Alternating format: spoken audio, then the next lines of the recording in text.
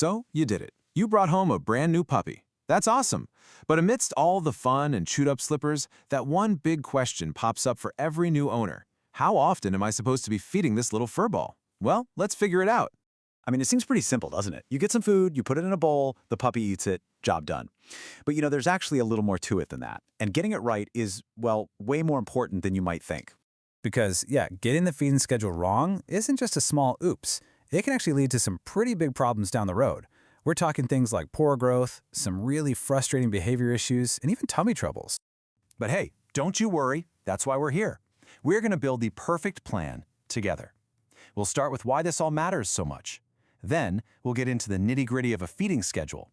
After that, we'll talk routine, common mistakes to watch out for, and finally, what success really looks like. Okay, so first things first, let's tackle that big question. Why does it even matter how often you feed a puppy? Why all the fuss? Well, it really just boils down to how they're built. Think about it. A puppy's stomach is teeny tiny, but their body? It's like a little furnace, burning through energy like crazy as they grow. They need a constant, steady fuel supply, and they just can't get that from 1 or 2 giant meals a day. So, the whole goal of a good schedule isn't just about making sure they're not hungry, it's about keeping those energy levels up for all that playing and learning. It's about making sure their growth is on the right track. And it's about preventing them from eating too much at once. It's a real balancing act. All right, this is the part you've probably been waiting for, the actual roadmap you can start using, like today. This is the core feeding schedule, and it's all based on your puppy's age. So let's break this down. When your pup is a tiny little thing, from 8 to 12 weeks old, you're looking at 4 meals a day. Remember, their stomach is super small and their energy needs are through the roof. Then, as they get a bit bigger, from 3 to 6 months, you can drop that down to 3 meals. Their tummies can hold more, so the meals can be a bit larger. And finally, from about 6 to 12 months, as their growth starts to slow down, 2 meals a day is usually the sweet spot, and that's what most adult dogs stick with for life. Okay, so that's how often. But the next question is pretty obvious, right?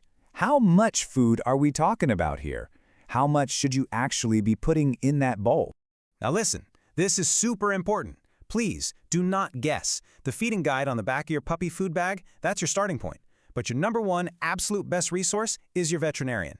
They can give you advice that's tailored specifically for your dog, because let's face it, a little Chihuahua puppy needs way fewer calories than a Great Dane puppy of the same age. Your vet knows best. All right, so we've got the how often and the how much down. But that's only half the puzzle. Now we've got to talk about building the actual routine. Because consistency, well, it's everything. Here are 4 steps to a routine that's basically bulletproof. First, be consistent. Same times every single day. This gets their digestion on a schedule and makes potty training so much easier. Second, remember that routines create structure, and structure makes puppies feel safe and secure. Third, and this is a big one, don't let them graze. Put the food down for about 10-15 minutes. If they don't eat it, pick it up. This teaches them that mealtime is mealtime. And last but not least, an obvious one, but so important, always have fresh, clean water available.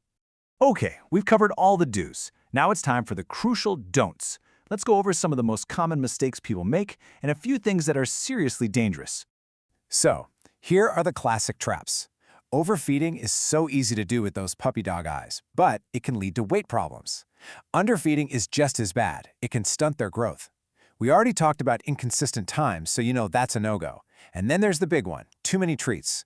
Treats are for training, they're not a meal. Too many can ruin their appetite for the good stuff.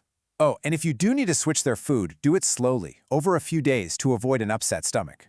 In this next part, this is non-negotiable. There are some human foods that are straight up toxic for dogs. Chocolate, grapes, raisins, onions, these are an absolute no. And please, never, ever give them cooked bones. They can splinter and cause really serious internal damage. Just keep these things far, far away. So you're avoiding the mistakes, you're sticking to the plan, but how do you know it's all working? How can you tell you're on the right track? Well, let's look at what success looks like.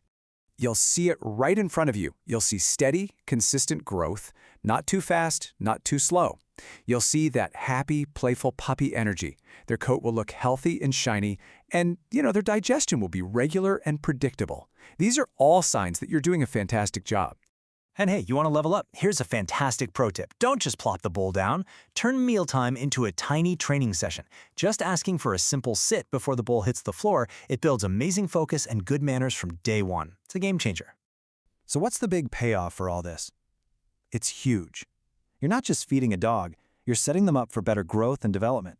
This leads to better behavior, makes toilet training way easier, and honestly, this whole routine helps build an incredible bond between you and your puppy. So here's what it all comes down to. Getting your puppy's feeding routine right from the very start is about so much more than just food. You're literally building the foundation for a long, healthy life.